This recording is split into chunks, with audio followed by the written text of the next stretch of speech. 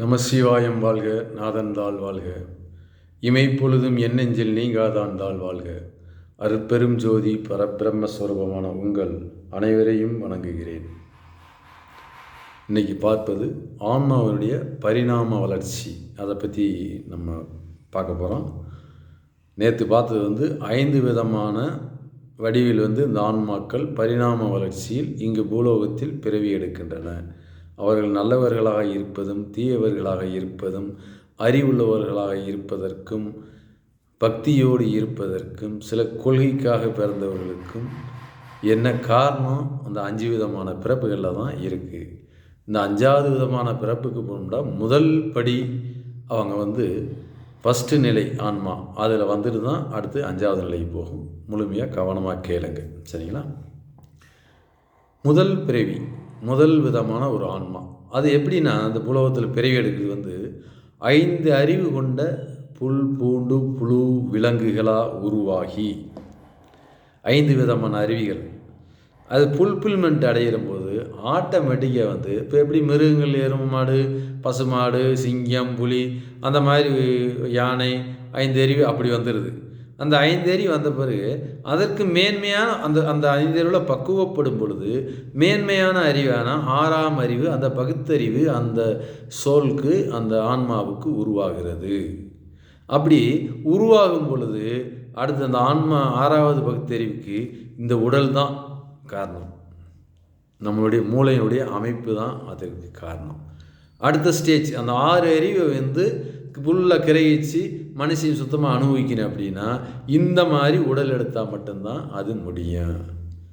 5 அறிவு தெரியும்ல, தொடுதல் பார்த்தல் நுகர்தல் கேட்குதல் சுவையறிதல் இதெல்லாம் இருக்கு பாருங்க. இந்த 5 விதமான விஷயங்கள் முடிஞ்சிட்டு 6வது விதமான அறிவு தான் அந்த பகுத்தறிவு. அதுதான் முதல் ஒரு சோல். ஓரறிவு ஈரறிவிலும் தொடர்ந்து அப்படியே 6வது அறிவை பயணிக்குது. 6வது அறிவில் உடல் உடல் மனித உடல் எடுக்குது. இது ஃபஸ்ட்டு ஸ்டேஜ்.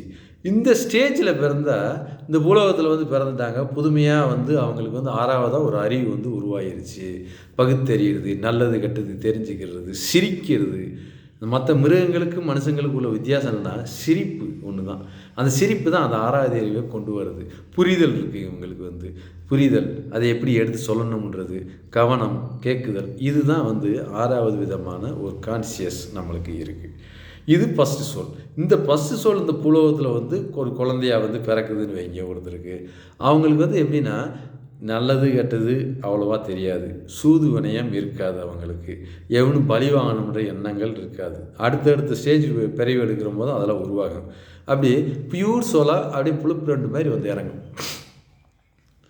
அப்போ அது எப்படின்னா ஒரு நல்ல குடும்பத்தில் தான் பெரும்பாலும் பிறக்கும். இல்லை ஏழை குடும்பத்தில் இருந்தாலும் தொந்தரவு இல்லாத டென்ஷன் இல்லாத ஒரு குடும்பத்தில் பிறக்கும். அந்த சோல் பிறந்தது. இப்போ உங்களுக்கு எத்தனையோ பசங்க இருக்காங்க. அதில் ஒருத்தர் அமைதியாக இருப்பார், சாந்தமாக இருப்பார். நல்லதுன்னு சொன்னாலும் சூது வனையமாக ஒன்று எடுத்துக்கவும் தெரியாது. அது நல்லது எது கெட்டது எதுன்னு பிரித்து பார்க்க தெரியாது. யதார்த்தமாக அந்த சோல் வாழ்ந்துட்டுருக்கும், சரிங்களா? அந்த சோல் தான் இப்போ ஃபஸ்ட்டு ஸ்டேஜ். ஏன்னா சில நினைப்பாங்க, ஏன்னா அந்த குழந்தை எனக்கு இப்படி இருந்துச்சு, ஒன்றும் ஒரு சூடு இல்லை, சொரணை இல்லை, வெக்கம் இல்லை, மானம் இல்லை, எதுவுமே இல்லாமல் இப்படி இருக்குன்னு நினைப்பாங்க. ஆனால் நல்ல குழந்தையாக இருக்கும். அது யார் சொல்லுவார் சொல்லும் கேட்காது. இங்கே சொல்கிறது அங்கே கொண்டு போட்டு கொடுக்காது. இது எதையுமே செய்யாது. நல்ல பியூரான சோலாக இருக்கும். அது பாட்டுக்கு அந்த குழந்தை வாழ்ந்துட்டுருக்கும். கரெக்டான நேரத்தில் பெண்ணு கிடைக்கும், வேலை கிடைக்கும், எல்லாம் கிடைக்கும், ஜம்முன்னு போகும். இது கேட்டகரியான ஒரு இது. இவன் அறிவு இல்லை, இவனுக்கு பக்தி இல்லை, இவனுக்கு சாமி கும்பிட சாமியெல்லாம் கும்பிட தெரியாது.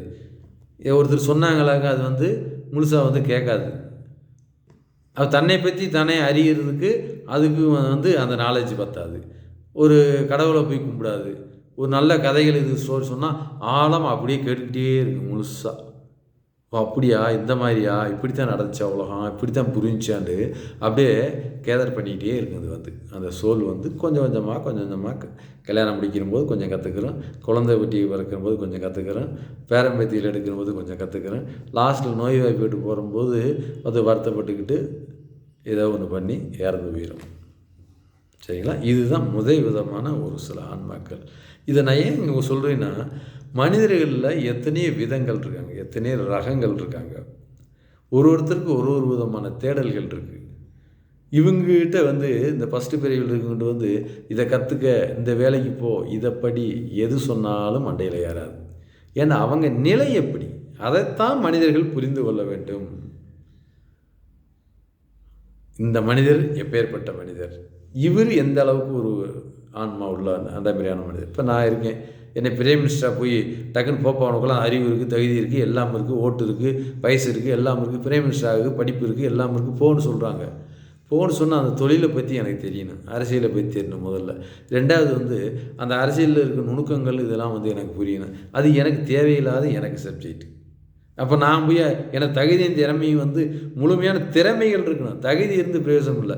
மனிதன் பிரைம் மினிஸ்டருக்கு தகுதி வந்து 30 வயசுக்கு மேலே 25 வயசுக்கு மேலே யார் வேணாலும் ஆகலாம். தகுதி அதுக்கு வந்து போகிறதுக்கு அடையிறதுக்கு பேக்ரவுண்டு எல்லாமே வந்து உருவாக்கி இருக்கணுமா இல்லையா? அது இல்லை. அவருக்கு அதுக்குன்னு சில மக்கள் பிறந்திருப்பாங்க, அவங்க தான் அதுக்குள்ளே தகுதியாக இருப்பாங்க. சில லேபர்ஸ் எல்லாருமே மேனேஜர் ஆக முடியுமா? லேபர்ஸ் கண்டிப்பாக வேணும். அதை மேனேஜ் பண்ணுறதுக்கு சூப்பர்வைசிங் பண்ணுறதுக்கு ஆள் வேணும், அடுத்து மேனேஜர் வேணும். இந்த மாதிரி தான் அந்த கேட்டகரி இது மனிதர்கள். அதனால் மனிதர்கள் எல்லாருமே ஒரே ரகம் கிடையாது, வெவ்வேறு விதமானவர்கள். அவர்களை புரிந்து கொண்டு நாம் அவர்களுடைய அனுசரணையாக போவதே நம்மளுடைய முதல் கடமை. நீங்கள் எந்த லிஸ்ட்டில் இருக்கீங்க வந்து உங்களுக்கு நீங்களே பார்த்துக்குங்க. நாளைக்கு பார்ப்போம் மீண்டும்.